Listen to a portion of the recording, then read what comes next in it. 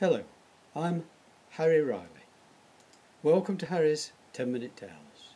This is called Hubert Ramsay and the Silver Lady, a short story by Harry Riley. Hubert Ramsay was pleased with himself. He had every reason to be pleased. In fact, it would be no stretch of the imagination to say he was absolutely delighted. His dream, the whole centre of his being, which had been the focus of keeping him alive and toiling away these last 25 years, was out there sitting in his drive. But not only was he pleased and delighted, he was proud of his newest and best and most expensive acquisition. It was a gleaming Rolls-Royce motor car. He couldn't keep away from it. His wife was no longer the centre of his attention. In truth, she hadn't been for many a long year.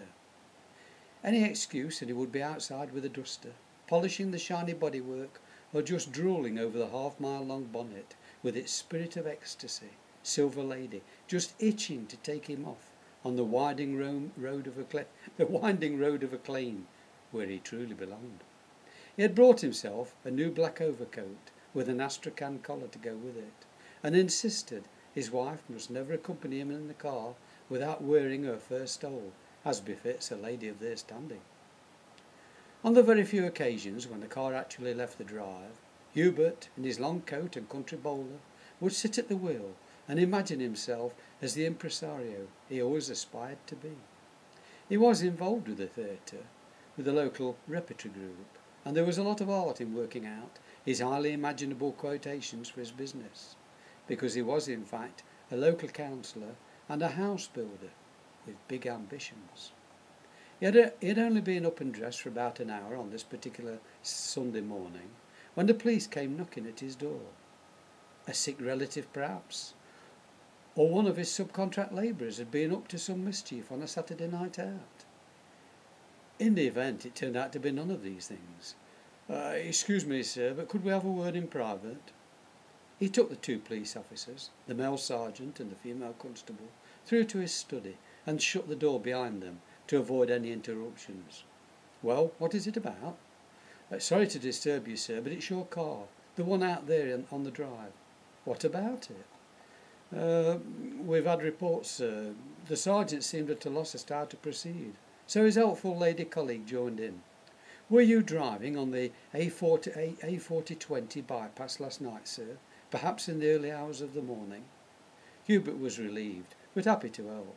He called in his wife Maud for support. We didn't go out last night, did we, either of us? We stayed in and watched a late movie. You know, that old black and white job. Humphrey whatnot. Casablanca. Maud nodded and conceded that she had fallen asleep halfway through. But Hubert was there when I woke up, with cigarette ash all over his waistcoat front. So I think he must have missed some of it too. The sergeant assumed a stern expression and consulted his notebook.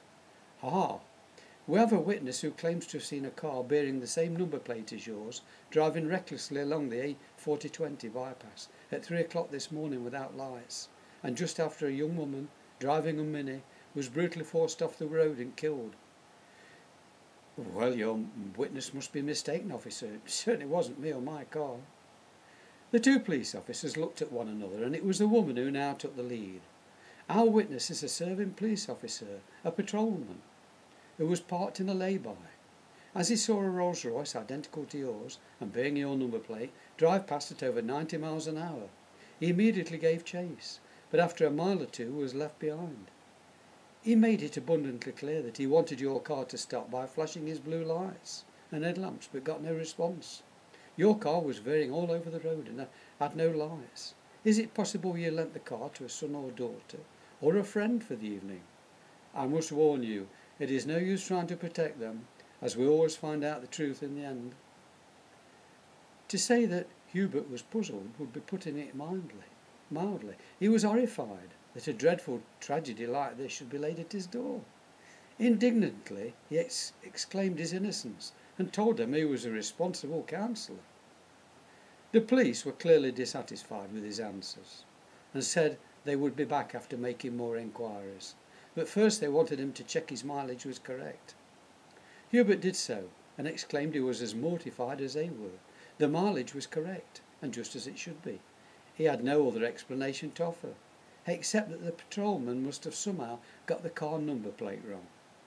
He had purchased the vehicle from a most reputable dealer, the main Rolls-Royce agent in the town. It was not new, but had a complete record of owners, and was a classic from the 1950s.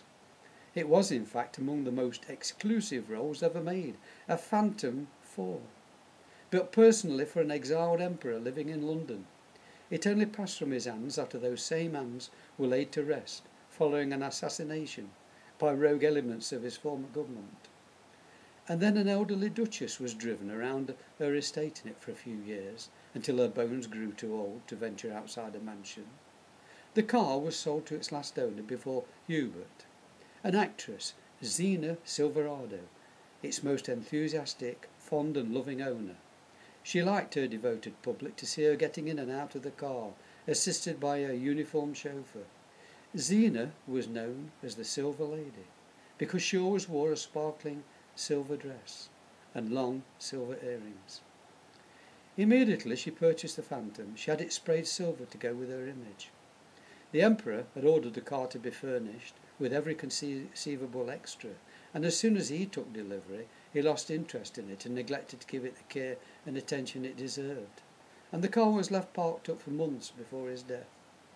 The old Duchess just didn't understand the significance of regular maintenance, and also let the car run down. But the actress, she cared for it like a doting mother to her favourite child. The car was fully restored back to its original pristine condition under her stewardship. The engine ran smooth and purred like a cat. Car and owner fitted one another like a glove. It was unfortunate that the publicity Zena courted was to seal her death. A gang of ruthless thugs stopped her car on the A4020 bypass road in the early hours of the morning as she was returning from a late-night party, and forced her into the back of a huge black Range Rover, where she was bound and gagged to be held for ransom. Her chauffeur was shot in the head and dumped at the roadside. They had left a clear message that they meant business. The Rolls was eventually sold to help pay for her release, but the gang leader panicked during the handover and killed his victim. After his visit to question Hubert Ramsey, the sergeant continued his enquiries, but as husband and wife were adamant they had remained at home during the incident, there was nothing more he could do for the time being. Less than a week later, there was another reported incident on that same stretch of road, and at approximately the same time. This time a lone motorcyclist was run off the road. His body was not found until daylight the next morning, more than 100 yards away and halfway up a tree. Another policeman had recorded the number plate of a silver Rolls-Royce as it shot past him without lights, and he got a brief glimpse of the driver. It was a glamorous woman wearing long, sparkling earrings. Again the sergeant came knocking at Hubert's door, and again he got the same answer from an owner who was getting extremely agitated. The sergeant was accompanied by his female colleague as before, and as they left, she asked for the logbook and any previous history of the car's previous owners that he might have acquired. Hubert was only too happy to oblige. This crazy business was getting him down, and he was beginning to wish he had never seen the blessed vehicle. His dream was rapidly becoming a nightmare. Clarice Craik was the young policewoman, and she possessed a sharp brain. No sooner had she got the Phantom's history in her hands than she started digging, and she really dug deeply. Going through lots of archived press clippings, she soon developed a theory that Zena Silverado must have had a daughter, and it was she who had been secretly taking the car and creating death and havoc in her wake. There was only one problem, though, and it was that the mileage had not moved. It was back to the drawing board. She was not to know until much later just how close to the truth she had been. For a few months nothing more was heard of serious and unexplained accidents on that fatal stretch of the A4020 bypass. Hubert Ramsey had produced a new play, and a party was planned for the cast and invited guests later that night. Maud was too tired to attend the party and went home by taxi after the show. Hubert loaded it up as chief sponsor and drank rather a lot as he circulated among the local businessmen, celebrities, actors, wives and girlfriends. The play had been a huge success, and as the evening wore on, Hubert got progressively drunk. He turned round rather sharply and spilt his champagne over the front of a pretty young woman he had never met before. She was wearing a sparkling silver dress that fitted her immaculately, but seemed a little bit old-fashioned. However, by this time he was too drunk to care, and anyway Maud had already gone home. Through teeth that had somehow become too big for his mouth, he introduced himself, and the woman gave her name as Zena Silverado.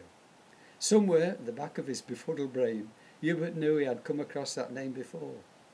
The impresario and the glamour girl hit it off and spent the rest of the party wrapped up in each other's company. It seemed only natural that he should offer her a lift home in his classic Rolls-Royce. She agreed, and as she had been drinking very little alcohol, she offered to drive, saying it had always been her wish to get behind the wheel of such a fabulous motor car. Hubert was pleased to oblige. He was mellow and had enjoyed the evening tremendously. They were soon on the A4020 bypass, and the steady hum of the engine soon lulled Hubert to sleep. He was confident in the lady's driving ability, but if he had only stayed awake a little longer, he might have noticed she was driving as though in a trance, and began swerving all over the road. Also he might have noticed she was driving without lights. On that dark night there was another car fast approaching them. It was a big black Range Rover, and it was driven by a man in a hurry. As the vehicles drew abreast, there was a mighty clash of steel, and the sparks flew. Both cars went off the road, thundered down a steep embankment, and finished up in a lake. Drivers and passengers were pronounced but dead when the emergency services were called out. A day or two later, Constable Clarice Crick was checking through some motoring reports, and suddenly became quite excited when she came across the name of Hubert Ramsey, deceased, said to be the driver of the Rolls-Royce Phantom involved in the latest accident on the A4020 bypass. Apparently he was the only person in the car when they fished it out of the lake. He had been drinking heavily and was thought to have been responsible for the collision. The driver of the black Range Rover was a convicted criminal out on special licence. Clarice switched on her computer and checked out this man's record. He had been sentenced to 25 years imprisonment for the kidnapping and murder of an actress named Zena Silverado. He had been a model prisoner and had become a born-again Christian in prison. This was the reason a sympathetic parole board had seen fit to release him back into the community after serving just 10 years of his sentence. Clarice glanced up as she realised a sergeant and a patrolman were looking over her shoulder at the computer screen. "I was working the bypass that night," said the patrolman. "Why was there no mention of the woman driver?"